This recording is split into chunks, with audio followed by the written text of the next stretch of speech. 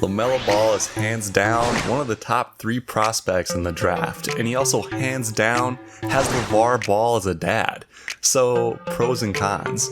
But his playmaking ability is the best of any player entering the 2020 draft. He has Luka Doncic level playmaking combined with Ricky Rubio or Jason Williams flash.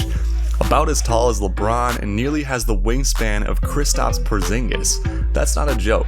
NBA's website has him listed at 6'7", and thanks to his relatively small torso and long lanky limbs, he has a 7'3" wingspan. So, being he's likely to go in the top 3 this year, which team makes the most sense for LaMelo?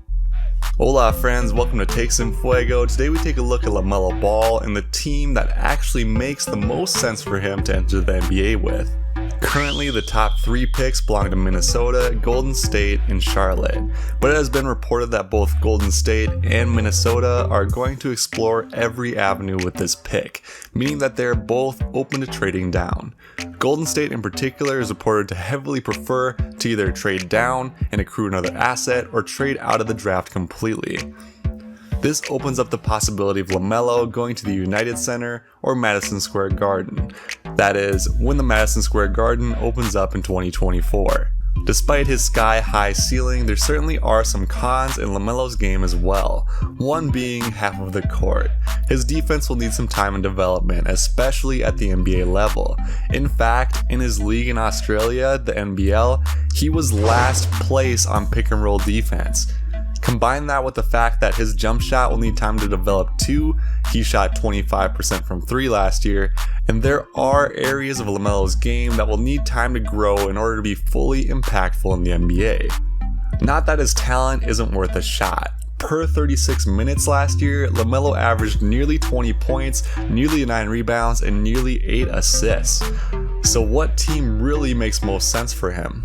Well, how about the team with Stephen Curry and Klay Thompson on it? The Golden State Warriors would actually be an excellent fit for LaMelo. There might not be a better place to go for him in his career. He has the ability to develop his shot alongside Klay Thompson and Steph Curry, and he has the ability to get yelled at by Draymond when he messes up on defense.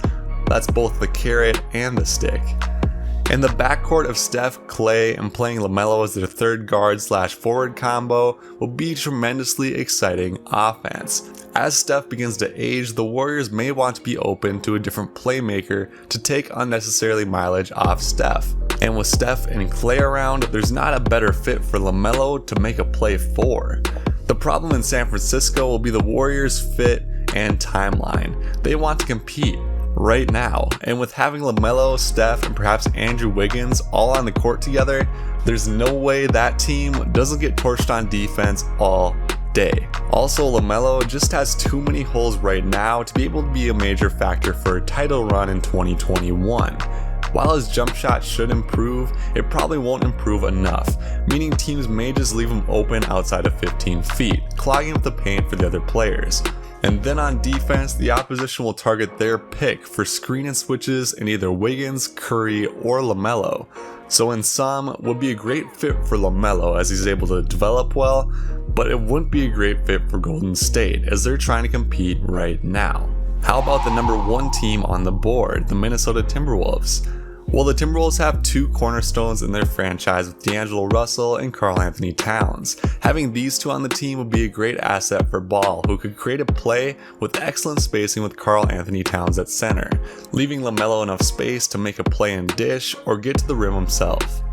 The problem is it doesn't solve 2 problems for the Timberwolves. 1. 3-point shooting. Not saying LaMelo can't become a valuable shooter, but he has a long way to go. And last year, the Timberwolves were top 3 in 3-point attempts and bottom 3 in 3-point percentage. LaMelo certainly won't help that percentage out himself. On the defensive side of the ball, although Russell and Towns are towards the top of the league offensively, they are both likewise towards the bottom of the league defensively, and having Ball on the team will add another target for teams for them. This makes me skeptical that Ball goes either first to Minnesota or 2 to Golden State, unless the pick gets traded. So what teams would trade up for him? Well, there's a team that's most rumored to be interested in trading up for LaMelo. That team is the New York Knicks.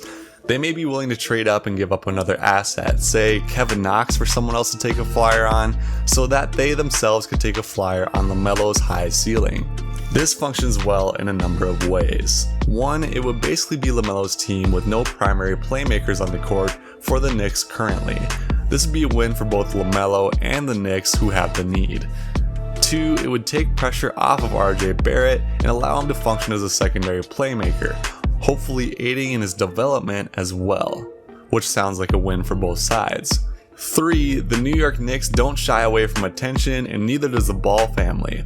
With access to one of the largest media bases in all of sports, this would get more people talking about the Knicks, likely increasing revenue, and it would get more people talking about Lamelo Ball. Sounds like a win on both sides there. Now, it's not like the Knicks are going to contend for a title after drafting LaMelo, but I believe they'll be realistic about that as well. Their roster isn't just 1 or 2 moves away from contending. Their job right now will be try to assemble as many potential stars on their team and try to either sign star free agents, which hasn't worked out for a while, or develop them accordingly. The Knicks may stand to benefit both on and off the court with LaMelo Ball. Another team that could trade up for him and benefit from having him is located in the city of Chicago. I know, it's not totally fair to Kobe White coming off a mostly unsuccessful rookie season, but he could probably benefit from coming off the bench with his streaky scoring potential. New coach Billy Donovan will likely find the best way to use LaMelo in one fashion or another. And Chicago does have pieces on their roster that would allow the floor to be spaced well. With Levine, Porter, Markkanen, and Wendell Carter Jr., LaMelo could drive and make a play at the rim or drive and dish, which has potential to make all the players around him better. And the Bulls in general would probably be better with Levine having a slightly lower usage rate and taking smarter shots, like when LaMelo comes and dishes a wide open 3. This does present a challenge in terms of defense, but with LaMelo's raw attributes, hopefully he's able to become a capable defender at the same time as the Chicago Bulls peak with their young core. If the Bulls or the Knicks do not trade up for him, the most likely team to draft him will be the Charlotte Hornets. This is the most common spot for him to be drafted in mock drafts. Their backcourt is getting a little crowded with Rozier and Devonte Graham, who was in the talks of most improved player last year, but the fact remains that no one on Charlotte is good enough for Charlotte to draft based on fit. If LaMelo is still available at 3, I don't see how Charlotte passes up LaMelo given his high ceiling and high potential. What Charlotte really needs is a franchise cornerstone to build around. Currently, they don't have it, and LaMelo could be that. But LaMelo could be that for a lot of teams. Which team do you think he's going to? Let me know in the comments. For what player the Warriors are most likely to be connected to in the draft, check out the video on the screen, and if you've made it through the end of this video, you would help me a lot by liking and subscribing to the channel.